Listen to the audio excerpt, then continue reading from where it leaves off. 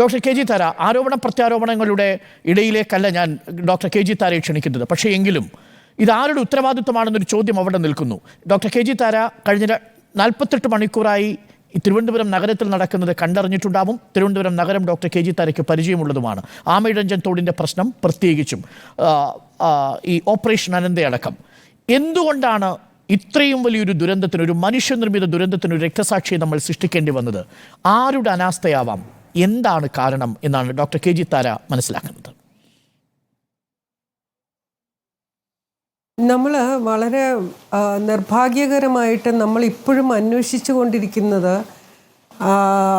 ശ്രീമാൻ ജോയ് എന്ന ആ സഹോദരൻ മുങ്ങിത്താഴ്ന്നു പോയ സ്ഥലത്തെ വേസ്റ്റിൻ്റെ പിതൃത്വവും അദ്ദേഹത്തിൻ്റെ മൃതശരീരം കണ്ടെത്തിയ സ്ഥലത്തെ വേസ്റ്റിൻ്റെ പിതൃത്വവും അതാണ് നമ്മളിപ്പോൾ അന്വേഷിച്ചുകൊണ്ടിരിക്കുന്നത്. അത് വളരെ നിർഭാഗ്യകരമാണെന്ന് ഞാൻ വിചാരിക്കുന്നു. കാരണം ഈ അനാസ്ഥയ്ക്ക് ഉത്തരവാദികൾ നമ്മളെല്ലാവരുമാണ്. സർക്കാർ അതിനകത്തൊരു പ്രതിയാണ്, റെയിൽവേ തീർച്ചയായിട്ടും പ്രതിയാണ്.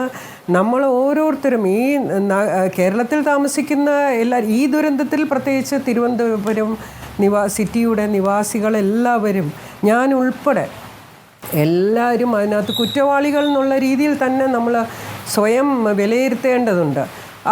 അതിൽ കാണേണ്ട ഒരു പ്രധാനപ്പെട്ട വസ്തുത എന്ന് പറഞ്ഞു കഴിഞ്ഞാൽ, ഇപ്പോൾ ഈ വേസ്റ്റിൻ്റെ ഉറവിടം എവിടെ, അതിൻ്റെ പിതൃത്വം എവിടെ ആരാണ് എന്ന് അന്വേഷിക്കുന്നതിന് മുൻപേ നമ്മൾ ഈ പ്രത്യേക സാഹചര്യം, അതായത് ഒരാളുടെ ജീവൻ നഷ്ടപ്പെടാൻ ഇടയാക്കിയ സാഹചര്യത്തിനെ ഒന്ന് വിശകലനം ചെയ്തൊന്ന് നോക്കിക്കഴിഞ്ഞാൽ, ഒരു JCB വന്ന ടൺ കണക്കിന് മാലിന്യങ്ങൾ മാറ്റിയ ഒരു സ്ഥലത്ത് സാധാരണ വസ്ത്രം ഇട്ടുകൊണ്ട് ഒരു മനുഷ്യൻ ഇറങ്ങാനിടയായ 3 പേര് ഇറങ്ങി, അതിനകത്ത് യാതൊരു സുരക്ഷാ ക്രമീകരണങ്ങളും ഇല്ലാതെ ഇറങ്ങി എന്നുള്ള വസ്തുത നമ്മൾ കാണേണ്ടതുണ്ട്. നമ്മൾ മറക്കാൻ പറ്റുന്ന കാര്യമല്ലാതെ ഈ JCBക്ക് മാറ്റാൻ പറ്റുന്നതിലപ്പുറം മറ്റവർ അഗ്നിശമന സേനയിലെ ഉദ്യോഗസ്ഥർ കൈകൊണ്ടാണത് വാരി ഒരു വലിയ ഒരു മാലിന്യ കൂമ്പാരം അതിൻ്റെ കരയിലേക്ക് വെച്ചു. എന്നിട്ടും പറ്റാത്തതുകൊണ്ട് JCB വന്നിട്ട് പോലും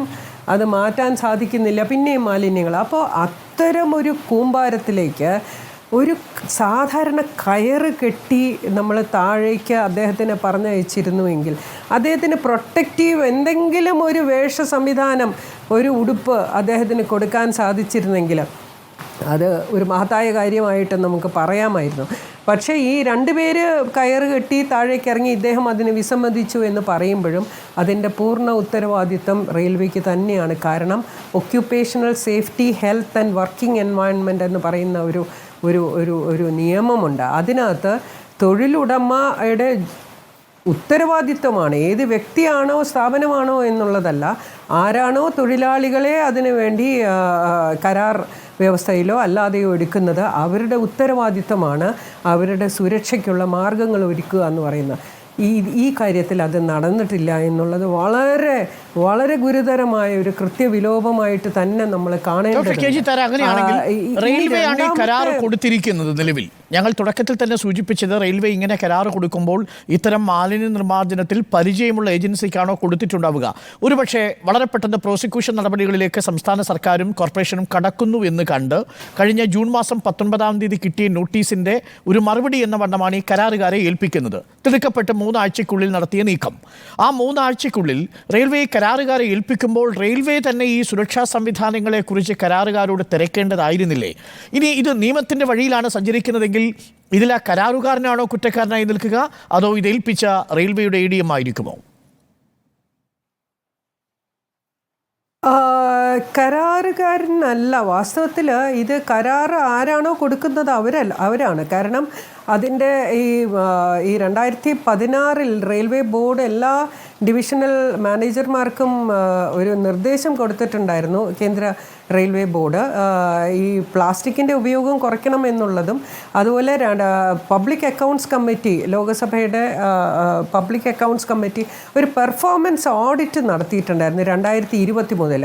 എല്ലാ റെയിൽവേ സ്റ്റേഷനുകളിലെയും മാലിന്യ നിർമ്മാർജ്ജനത്തിൻ്റെ അതിൻ്റെ ഇഫക്റ്റീവ്നെസ്, അതിൻ്റെ ഒരു എന്താണ് ഒരു കൃത്യത അത് ഉറപ്പുവരുത്തണം എന്ന് പറഞ്ഞിട്ട് ഒരു ഓഡിറ്റ് നടത്തിയിരുന്നു. ആ ഓഡിറ്റിൽ പുറത്തു വന്ന വിവരങ്ങൾ വളരെ ഞെട്ടിപ്പിക്കുന്ന വിവരങ്ങളാണ് വന്നിരിക്കുന്നത്. കാരണം 46 പ്രധാനപ്പെട്ട സ്റ്റേഷനുകളിൽ ഈ പഠനം നടത്തുമ്പോൾ 41-ലും ഇതിനു വേണ്ട ഒരു ഖരമാലിന്യ നിർമ്മാർജ്ജന പ്ലാന്റ് ഇല്ല എന്നതും ഇത് സെഗ്രിഗേഷൻ അറ്റ് സോഴ്സ്, അതായത് ഉറവിടത്തിൽ തന്നെ ഒരു മാലിന്യ നിർമ്മാർജ്ജനം നടക്കുന്നില്ല എന്നും ഇവരുടെ പ്രത്യേക നിർദ്ദേശമുണ്ടായിരുന്നു പബ്ലിക് അക്കൗണ്ട്സ് കമ്മിറ്റിയുടെ ഈ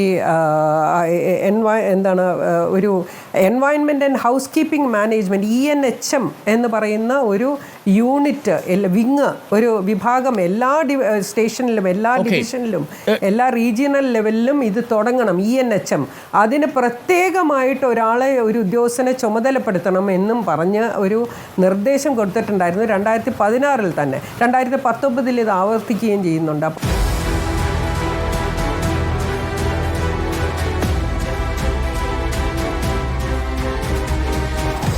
Debate with Arun Kumar.